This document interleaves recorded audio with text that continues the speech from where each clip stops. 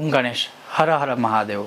एक बार पुनः कर्मकांड बाय आनंद पाठक में आप सभी का स्वागत है। और नवरात्र व्रत के नियम क्या है, जो आप ही का प्रश्न था, तो आज मैं विशेष रूप से नवरात्र व्रत के नियम, खास करके जब अनुष्ठान करते हैं तब क्या क्या नियम लेने चाहिए होते हैं या आपको आचरण करने ही चाहिए, वो आज इस विषय वीडियो में आपको मैं श्रवण करवाऊंगा। अगर आपको यह विषय वीडियो पसंद आए, लाइक करें, शेयर करें, चैनल पर नए हो तो सब्सक्राइब करके घंटे का चिन्ह दबाइएगा। तो चलिए शुरू करते हैं। अब सर्वप्रथम, अगर आप अनुष्ठान कर रहे हो, अब अनुष्ठान का मतलब क्या होता है कि जैसे किसी ने कोई एक संकल्प लिया कि मैं 9 दिनों तक दुर्गा सप्तशती का प्रतिदिन एक एक पाठ करूंगा या करूंगी।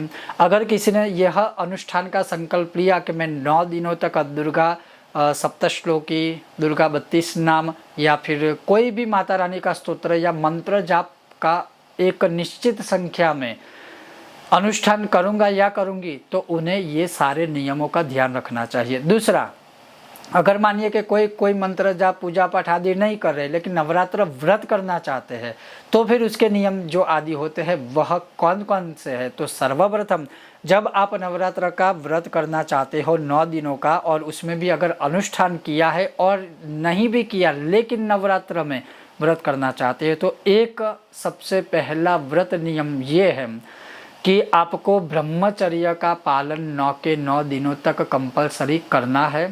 दूसरा, आप स्वस्थ हो तभी व्रत कीजिए, अस्वस्थ है तो व्रत करने की आवश्यकता नहीं है। भगवान का, माता रानी का स्मरण कीजिए। गर्भवती महिलाओं को, छोटे बच्चों को, बूढ़े बुजुर्गों को और जो बीमार है उन्हें व्रत करने की आवश्यकता नहीं है। शास्त्रों में बहुत ही कठिन रूप से, कठोर भाषा में कहा है कि ऐसे लोगों को नहीं व्रत करना चाहिए। ऊपर से भगवान भी कष्ट में जाएंगे और उस इंसान को भी कष्ट होगा और जाने अनजाने में उससे पाप हो जाएंगे, तो ऐसे लोगों को भी यह व्रत नहीं करना है। तीसरा, भूमि शयन करना है। चौथा, साधु संत जो भी आदि है उनकी निंदाएं नहीं करनी है। पांचवा, घर में किसी भी प्रकार का क्लेह, कलश आदि नहीं करना है। छठा, जितना कम हो सके बोलना है, जितना हो सके मौन ही रहना चाहिए। उसके अलावा किसी भी प्रकार के वाद विवाद में नहीं रहना चाहिए। इन दिनों में, आज की मॉडर्न भाषा में अगर कहूँ तो टीवी से, मनोरंजन आदि से बचना चाहिए। जितना हो सके भगवान का ही स्मरण कीजिए, भगवान के ग्रंथों का पठन पाठन कीजिए, श्रवण कीजिए, ताकि आपके मन में किसी भी प्रकार की दूषित कोई भावना या भाव पैदा ना हो। ये सारे नियमों का पालन करना है। अब क्या खाना चाहिए क्या नहीं, तो एक, अगर आप ये संकल्प लेते हो कि 9 दिनों तक मैं केवल फलाहार करूंगा या करूंगी, तो आप फल पूरे दिन खा सकते हो। केवल फल, फलाहार के नाम पर जो बेचा जाता है, बिक रहा है, या हम जिस प्रकार से खा रहे हैं कि आलू खाया, फलाहारी चिवड़ा खा लिया, फिर सिंगाड़े का कुछ खा लिया, मुरैया खा लिया, साबूदाना खा लिया, अभी नया नया कुछ निकला है कि वो फलाहारी डोसा है, फलाहारी पिज़्ज़ा है, ये सारे कुछ भी शास्त्रों में फलाहार के स्वरूप में नहीं लिखे गए हैं। फलाहार मतलब फलों का आहार।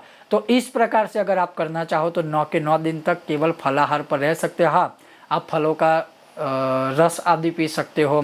अगर आपको चाहिए तो आप जैसे छाछ पी सकते हो। अगर आप चाहे तो नींबू का पानी आदि पी सकते हो। आप अगर चाहे तो चाय पी सकते हो, लेकिन बने तो नेचुरल जितनी है वही चीज़ें आप आचरित कीजिए। हाँ, अगर इस प्रकार से आप नियम का पालन न कर पाए खाने के बारे में, तो आप ये कर सकते हो कि एक समय खाना खाएंगे और एक समय फलाहार खाएंगे। इस प्रकार से भी आप कर सकते हो। कहने का तात्पर्य है कि जब हम नवरात्र का इस प्रकार से आचरण करते हैं तो हमें इन सारे नियमों का बहुत ही पक्के तरीके से, बहुत ही ध्यानपूर्वक ध्यान रखना चाहिए। साथ में जब भी अगर आप कोई मंत्र जाप आदि करते हो तो उस समय पर अवश्य माता रानी को 3 चीज़ें अर्पण करें: धूप, दीप, नैवेद्य।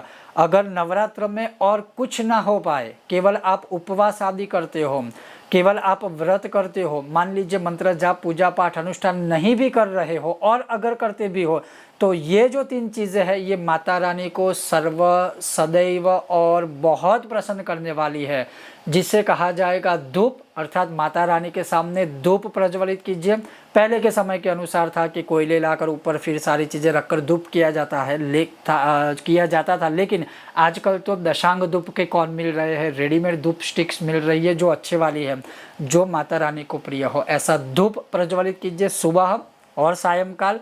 फिर दीप है तो अखंड दिया भले ही आपने अगर किया है फिर भी एक अधिक दिया हर रोज माता रानी के सामने 2-5 मिनट भी एटलीस्ट चले ऐसा एक दिया प्रज्वलित करें। और नैवेद्य मतलब माता रानी को हर रोज कोई ना कोई भोग लगाए। एक दिन खीर का भोग लगा दिया, एक दिन मानिए कोई फल का भोग लगा दिया, एक दिन कोई मिठाई का भोग लगा दिया। ऐसे ऐसे भोग भी आप माता जी को अर्पण कीजिए। धूप, दीप, नैवेद्य, ये 3 माता रानी को अगर आप व्रत के साथ साथ अर्पण करोगे तो माता रानी की बहुत बड़ी कृपा होगी। और इसके अलावा विशेष आदि कोई नीति नियम नहीं होते हैं, लेकिन अगर आप करते हैं नवरात्र व्रत आदि तो प्रॉपर तरीके से कीजिए। और एक महत्वपूर्ण जो कुछ नियम है जो मुझे अभी याद आए, एक बाल आपको नहीं काटने चाहिए नवरात्रि में, ये बहुत ध्यान से सुनिएगा। दाढ़ी आपको नहीं बनवानी चाहिए, अर्थात शेविंग नहीं करना चाहिए। तीसरा, नाखून नहीं काटना चाहिए। ये व्रत के बहुत बड़े नियम है, लेकिन जो आजकल किसी को शायद कम पता होते हैं, तो ये भी नियम आते हैं नवरात्र में या किसी भी प्रकार के व्रत में। और जब आप खाना भी खाते हो अगर एक समय, तो उसमें लहसुन, प्याज या जो तामसिक खुराक है, तामसिक आहार है, वह सभी खुराकों का आहारों का त्याग करना है। इन शॉर्ट में ये कहे कि उपावृत्तिभ्यो सहयस्य वासो सदगुणैः सह, माता रानी के नज़दीक बैठो, फिर निवास करो, शयन करो माता रानी के सामने या भूमि शयन कीजिए और फिर माता रानी की उपासना कीजिए। सही मायने में यही उपवास कहा शास्त्रों में गया है। तो नवरात्रि के ये कुछ नियम है जिसको आचरित हमें करने चाहिए। और स्पर्श आदि से, किसी के हाथों का बना हुआ अन्न खाने से, ये सारी चीज़ों से भी खास करके बचना चाहिए। बहुत जल्द मिलते हैं नए एक और विषय और वीडियो के साथ। तब तक आप देखते रहिए कर्मकांड बाय आनंद पाठक मेरे साथ। ओम गणेश, हर हर महादेव।